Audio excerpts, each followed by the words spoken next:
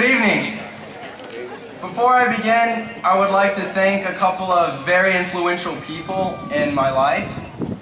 My mom, my dad, my sister Janae, and all the educators here at Elgin who have supported us relentlessly over the years.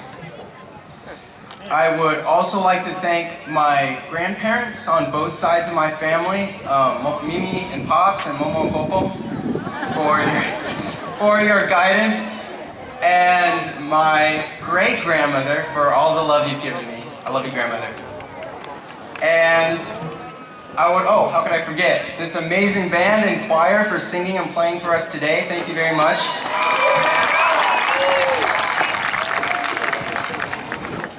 And lastly, to all family members and friends who are here today for these amazing graduates and who are about to put up with a pretty lengthy speech full of personal anecdotes. So thanks to all of you. For the past 3 years, during each and every graduation ceremony of my high school career, I was there in the band, playing what many people consider the most sentimental piece that exists today, Pomp and Circumstance.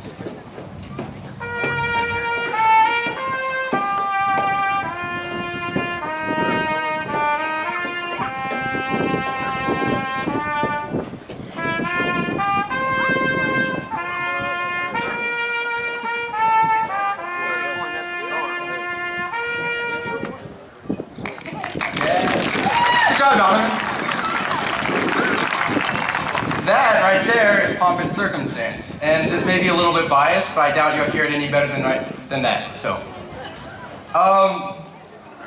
and this piece is said to be so sentimental, not for the beauty of the melody, nor the simplicity yet moving nature of the chord progression. What makes this piece provoke such a myriad of emotions is the circumstance in which it is played. In this case, graduation. To some, it is a song of encouragement and inspiration. To others, prosperity and optimism. To parents, probably nostalgia, to say the least. And lastly, to the freshman alto saxophone player who named his instrument Ophelia due to some outlandish pride, well, the only thing I could conclude at the time was the relief I would feel after all the graduates were finally seated so I could end that annoying, vexatious piece. I can assure you, playing the saxophone with a hard, dry reed for what felt like an eternity, while the parents were bawling their eyes out in the stands, taught me a thing or two about perspective. So, I had first become familiar with the piece long before I was even introduced to music. I first heard it in an old animation of Noah's Ark on TV. I learned to appreciate it, but over time, after hearing it numerous times, its musical preeminence just diminished.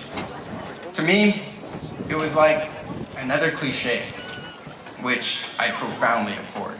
I hated cliches. So, during my final year of high school, when I was told I would have to deliver a speech in front of hundreds of people for graduation, I knew I had to avoid cliches. So, I desperately turned to Google, seeking any advice. Maybe, I thought, I can throw in some cliches because that's what everyone wants to hear, right? So I clicked a page about public speaking that Google divinely bestowed upon me, and I read the very first piece of advice, which stated, avoid cliches. At that moment, I just didn't want to get caught saying, this isn't the end, this is just the beginning, as if it wasn't obvious enough. Yet, over time, I realized that everything I wanted to say in a graduation speech, everything I had imagined telling all you seniors today, had already been told to you numerous times. It had become overused and platitudinous, just like Pomp and Circumstance was to me.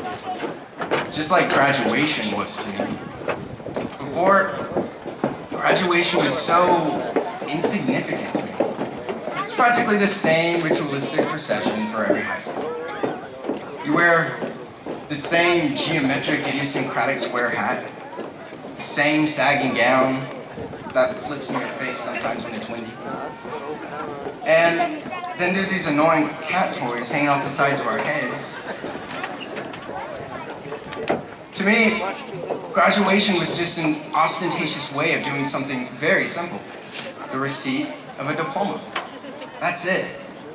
Nothing special. Yet, it is special. And it should be special. It is special because of your presence in class for all these years. Or perhaps because of Miss Davis's stats or algebra tests you have been dreading for weeks. Or that one English exam in hall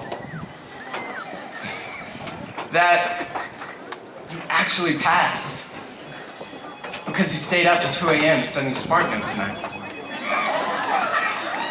At least that's what I did sometimes.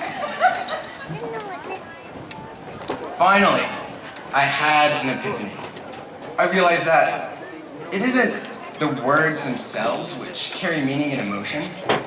Rather, it is the manifestation combined with the experience and merit that gives it meaning. Today, we complete a chapter of our lives. It doesn't matter how many times you've heard it. It's important to all of us today because it is a reality. We must say farewell to this part of our lives about which we have reminisced. Yet, as Miguel de Cervantes famously wrote, "Cuando una puerta se cierra, otra se abre." This means when one door opens, when one door closes, another opens. You can see I still have some work with my Spanish. Now, fortunately, there is a plethora of open doors at our disposition. These doors represent the threshold of the cultivation of our character and individualism. Although our high school education has now come to an end, I encourage you, I challenge you to never, ever stop learning. Learn how to play the guitar or the violin. Learn how to speak Spanish or, Mandarin Chinese. Learn how your smartphone works because, at least to me, it's still a mystery. Today is the beginning of a lot of change in our lives. It is our responsibility to not let our fear become an impediment to the eventual benevolent effects we will generate on this earth. That's why 50 years from now, 10 years from now, or 2 days from now, when you think back on this moment, this hour we have sitting here, I want you to be reminded of your lifelong responsibility, and that is to make this world a better place. Today and graduation, despite what I used to believe, is very significant because as I was walking in during the procession, surrounded by dear friends I grew up with, all wearing the same silly gown, I felt unified. As I walked in with teachers who cared more about our edification than their own well-being, I felt significant. As I walked in participating in a ceremony in which our children, even grandchildren, will one day take part, I felt invincible. As I marched in, listening to a piece I've heard ever since I was a child, the same piece I played over the years as I said farewell to my beloved friends and family who had left the school forever to do bigger and better things, I just knew that we all were doing the same, and that piece had suddenly become beautiful. So congratulations, Elgin's class of 2014. This is just the beginning.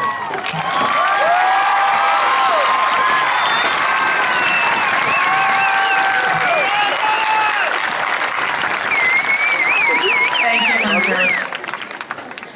Dean